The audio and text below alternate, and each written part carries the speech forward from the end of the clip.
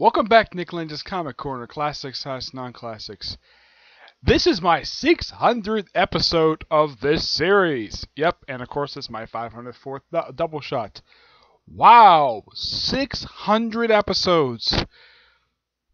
Who knew I'd get this far in just a little over, I have been working on this series now for roughly, because I think the first episode, I think that came out in, I think it was November. I think I'm working this series now for almost 4.5 years. Yep. In almost 4.5 years, I have produced this series and done 600 episodes. Now, of course, I've done various spin-off series of various video series, like my movie reviews, which I haven't done anything in that since like last year. My novel reviews, which I haven't done one of those in a while. There's also my Super Sentai reviews, which I haven't done since December of 2016. And there's kind of a good reason for that. I haven't finished many Super Sentai series. I have reviewed a good chunk of them, like a small chunk of them. Excuse me, though a lot of them pretty much came in the 90s. Yeah, pretty much every single one, but I think it was 2 of them I could think of, which was Ghost Ager and Gokaiger. With the exception of those 2, all the other ones basically debuted in the 1990s. Though I did watch a little bit of Go Ranger, the original Super Sentai, and I have watched the first 10 episodes of Hurricaneger, and I watched a little bit of Go Ranger and Shurikenger. Yeah, these 4 shows, and of course Kaku Ranger as well. I haven't finished them up yet, and there's kind of a good reason, because I've been busy with anime. Yeah, last year getting into anime was possibly one of the best things that happened to my channel, because I got to review a lot of anime series. Started with Naruto, and now soon, hopefully, whenever I get a chance to watch it, to be Vampire Knight, my next one. Yep. And one thing about whenever you see some of my early videos is that, 1, I didn't have this microphone, and 2, I didn't have this thing on my laptop at that point. Nope, I did not have this. This I got just only a month ago. This microphone I've only had for about 5 months. Yep, this is only just a recent addition. And up until I think it was for about my first year, I didn't really talk to anybody at all online until I met Tivia, who introduced me to Edgar, who introduced me to several people.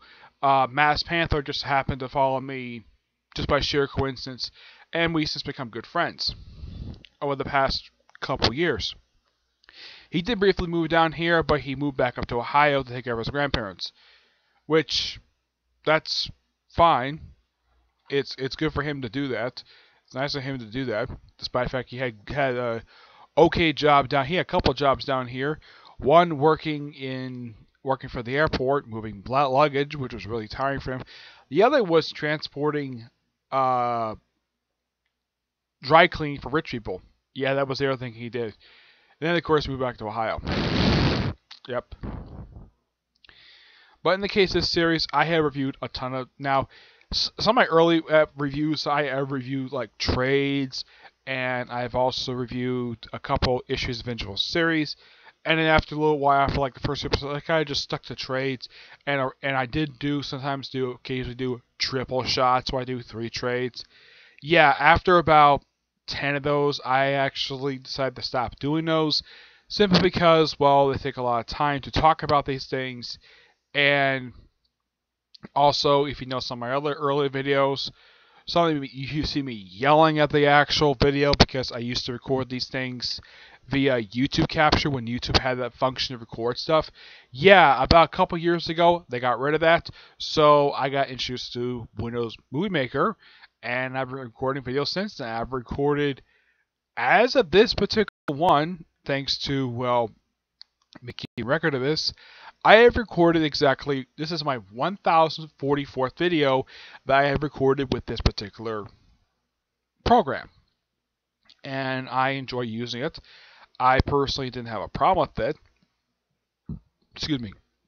At first, I did have a slight problem when at one point it actually had stopped recording after a certain point in time for one of my videos, and it was some slight error, so I had to uninstall it, reinstall it, and it's working perfectly fine since then. And also, last year, this was really bad for my computer. My hard drive crashed because I didn't delete any of my older videos. It got so bad, my videos just stopped working, and eventually when I got my laptop back after I got a new hard drive put into it, I had maybe like 2 or 3 videos left, and then after a while I deleted them simply because my computer was slowing down, and when I had so many of them, my computer could barely move, and it kept crashing, so I kept rebooting and stuff like that.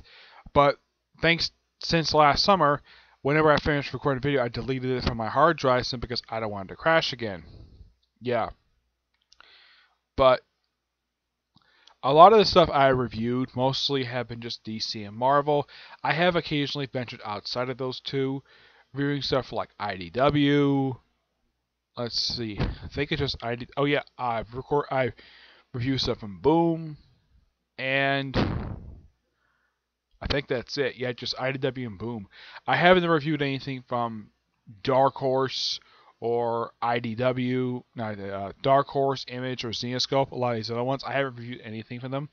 Mostly, a lot of the time, it's just been DC and Marvel. That's what a lot of these ones are. And as a matter of fact, these two are from DC, and these two are the last 2 books I got from Free Comic Day last weekend, and finally I'm going to talk about them.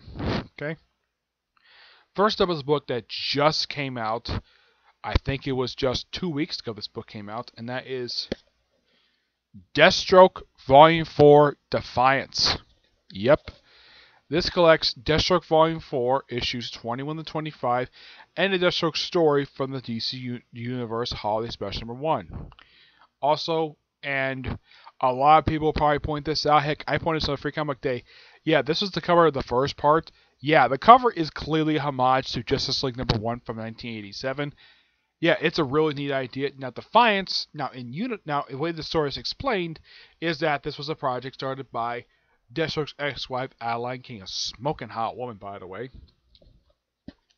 Despite the fact she has a white streak in her hair, she is really a lovely woman.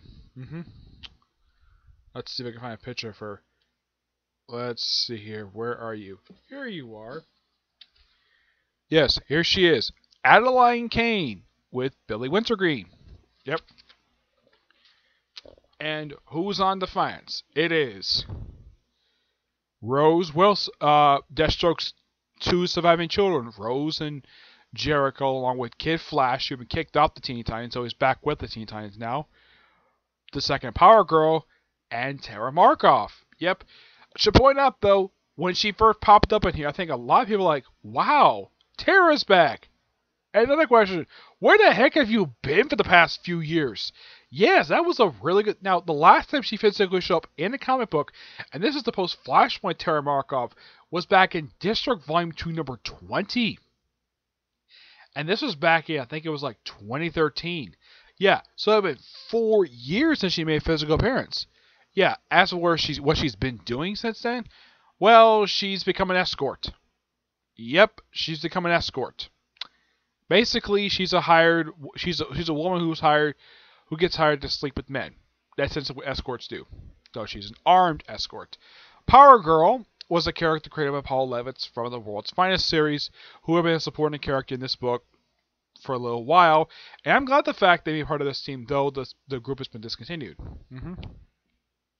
Rose Wilson and Jericho, they have been supporting characters in every single volume. In Volume 2, in Volume 3, and in this volume, these two have been supporting characters.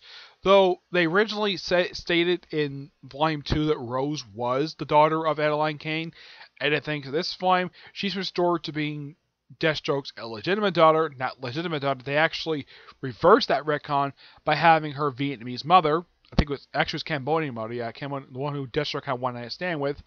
Yeah, they restored her to existence and confirmed that she is not the daughter of Adeline Kane and Slade Wilson, but actually this Cambodian princess who Deathstroke had a one night stand with in the first volume of the series. Yeah, they restored that, and mostly put, she's mostly the same.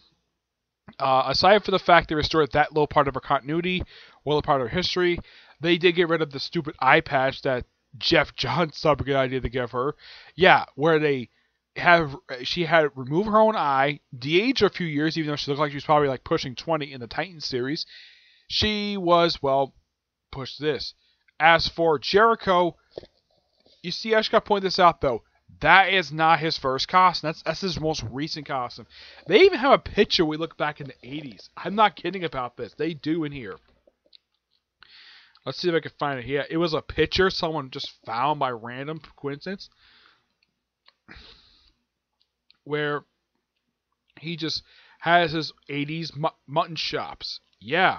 Also, I got to point this out though. It's Dr. Light. Yep, he pops up in here, and he's not even though he's wearing his, well, traditional costume he's not wearing, he's not a villain. Nope, he's just retired. Yep, and he's mentioned he has wife and kids. Now, in pre-Flashpoint, he was never married at all. The whole thing with him having kids, that was a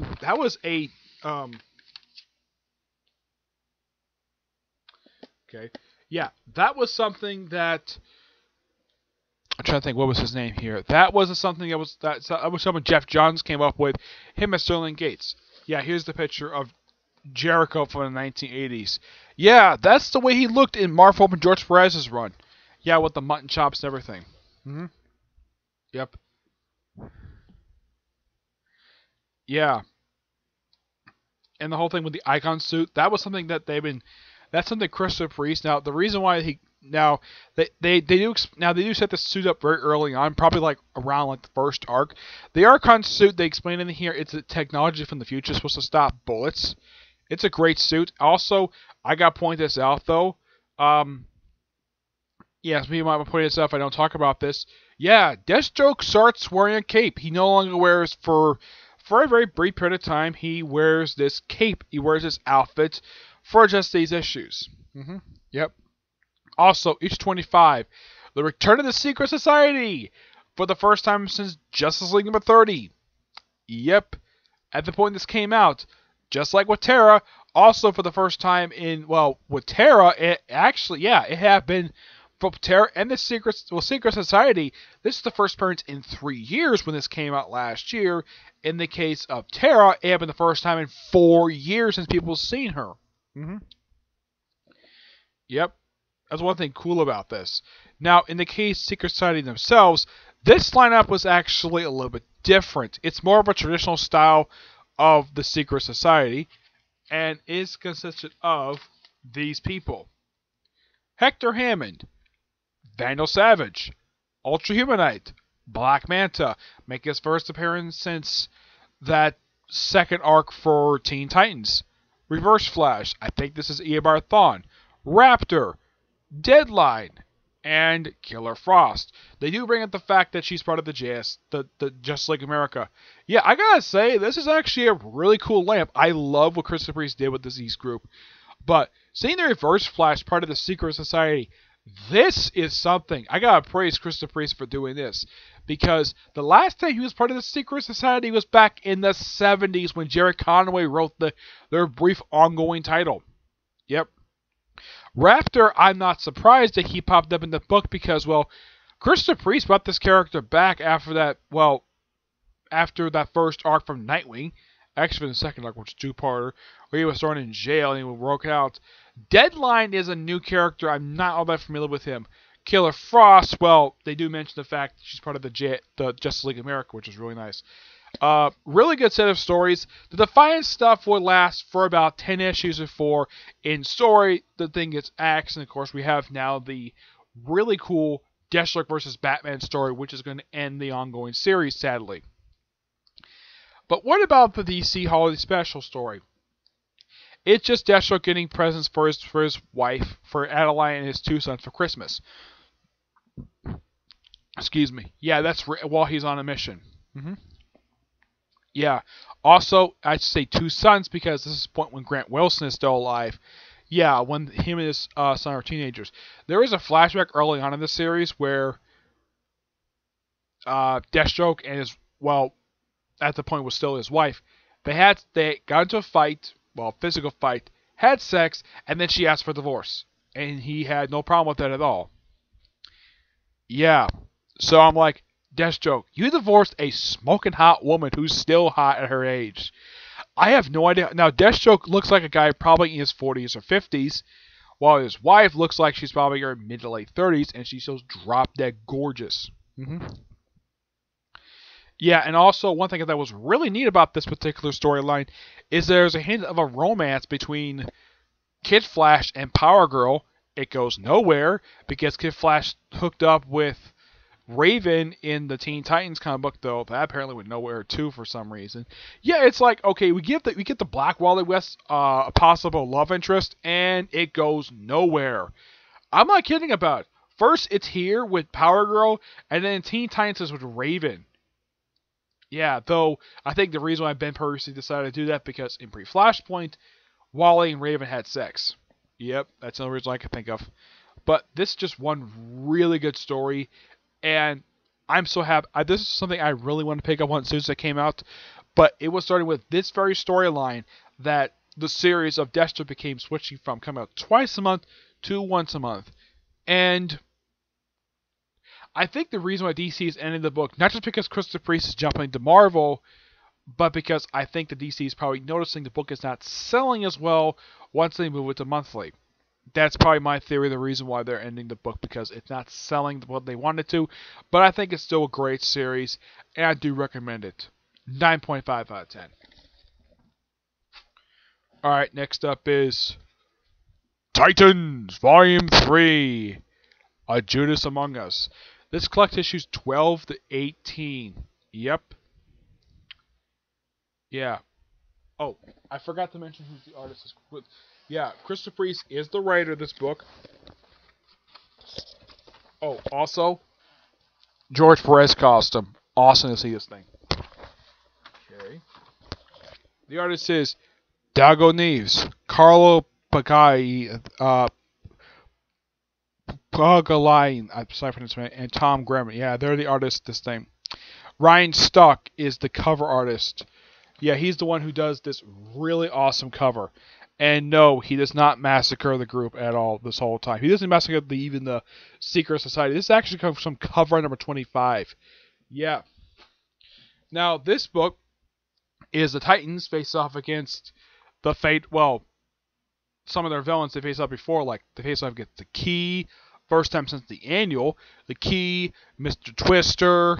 They face off against a woman called Troya, who apparently is from Dinosaur from the future. Yeah, which they kind of not fully confirmed yet because of Dan Evans, writer of this thing. Oh yeah, they also try to look for Bumblebee. Well, I'm trying to think what was the name here. Karen's memories. They do search for that. They have it where K-Boy and Mal Duncan, Karen's husband, where they do their own investigation looking for her memories. And apparently her memories were taken by Hive of all people. And this guy's, oh yeah, we're not Hive. And then he met, and then Nightwing's like, yeah, you're Hive, because these are Hive bots, and you're one of the leaders of Hive. That's simply the way it is. I think the reason why they have Hive pop up in here, and this is my personal theory, because they were the first villains that the Titans fought in the first volume of the series. Yep. Let's see. And of course, they hint at Nightwing being the traitor. That goes no place. And it turns out the reasoning for the whole thing of them not finding Karen's memorygram was because of Simon manipulating Lilith to leak the information. Yeah. And then, of course, this leads into the very dumb idea of the Titans disbanding because they're just like a bunch of dicks. Yeah, because they want to put the team on suspension because, and put Donna Troy under house arrest for some stupid reason. I'm not really sure why Dan Abnett wrote the Justice League is complete dicks. Yeah, I will eventually talk about it when the trade comes out. Yep. But as for this is really good. Brett Booth does a fantastic job with the artwork for this series. Him and along with Keenan Rockford, who's actually the artist for Sideways. Yeah, he's the artist for Sideways. He's a great artist. V. Ken Marin and Mako and Jen, great pencilers. The cover art is done by Don Murrah. Yep. This by far is a great storyline, and I do recommend it. I'm gonna get this book. Also, before I give my recommendation for the thing, my rating for the thing, there's a brief romance, well, possible romance, because, well, apparently Linda didn't want anything to do, Linda Parker wanted anything to do with Wally, so then I'll be like, okay, hook up with, make out with Donna for some reason, and then of course Linda revealed that Roy Harper was the one who, tells the future Troy, future Donna Troy, that about he confessed his feelings for her, and apparently Donna heard the whole thing, and she has no problem with that at all. Nope. I should point out though that Donna Troy is trying to be smoking hot. Her costume, I've got to talk about her costume. The costume itself, despite the fact it has the silver boot that she's known for wearing for years, it's kind of a nod to her. I would say her second Wonder Girl costume. Yeah, it's a slight nod to the whole stars. Yeah, it's a slight nod to it, which is a good idea. I love the nod to it, and it's great. The fact it looks great here. Now I did kind of say that Roy Harper did kind of have his costume that he had from 2006 to 2011. Yeah, no, it's not the correct costume. It's a different one. He still has tattoos. Yep. There's that. But really good. I'm going to give this a 9.5 out of 10. It's just really good. And despite the fact this was the aftermath of the Judas contract, not much is brought up about the whole thing about how Wally not running very much. Yeah, that is never brought up in this storyline. It's brought up in the following one, but not this one. Despite the fact we're dealing with the after effects of what happened Lazarus contract, yeah, they don't really do much with it. But it was nice to see Mr. Twister again. Yeah, this was the first time I could think of they've actually used Mr. Twister since the Titans Hunt miniseries that came before this. 9.5 out of 10. Really good. Alright. So that ends my 600th episode. Yeah. It's over 20 minutes. You probably think it'd be longer. Nope, this is basically as far as I want to talk with it. Now, I am planning on hopefully getting the 4th volume for that trade series. When it does come out, I don't know when they're going to come out. Let me look it up here. It comes out. Let's see.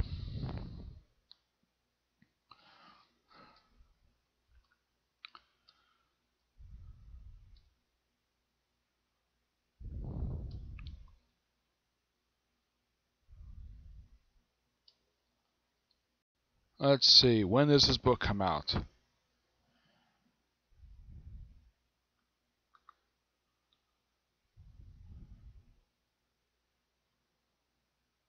Yeah, there it is. This comes out. It's called Titans Fall. Yeah, it comes out. Wow, I have to wait till September for this book to come out. Yeah, so I have to wait exactly, because it's May, 4 months. Yep, 4 months for Volume 4 to come out. Yeah, this is quite stupid for DC to do that. Yeah, it's so freaking stupid because it's a monthly title, so don't release as often as you should. Yeah. As for the 5th volume of Stroke, when does this one come out? I don't think it's May. No, I don't think so. Yeah, in the case of, between volumes 3 and this one, it was a really, long gap. It was, roughly, 8 months. Yeah, it was an 8-month gap, which was kind of stupid for it to do. Okay! I'm looking at the release date for the 5th volume of Deathstroke. 5 months for the next volume. Yeah, so we have to wait a while before this volume gets released, which is quite stupid. Despite the fact the storylines are wrapped up, we have to wait 5 months. Basically, after the Deathstroke comic has already ended. Yeah, this is quite stupid. I'm not kidding about this. Heck, the 5th volume, the collection issue from the 1st volume, doesn't come out the January of next year. Excuse me. Yeah, I have no idea why in the world that DC does this for, where, excuse me, Why did it take so long to release a trade? Yeah, this is something people criticize DC for, is taking such a long time, taking their sweet time to release trades. Like, Marvel releases trades as soon as the storyline finishes. DC waits like 6 months to release a trade, which is stupid. Really stupid. I think the worst case is when they release Grayson trade, where they will release like 4 or 5 issues on trade, which is, yeah, quite dumb. Yeah. So, it's going to be a while before I get a chance to view the next trades for both of those two. But in the case of Deathstroke, as far as I can tell right now, because I think Volume 4 has been released. Let me look this up right now. I think it has been released.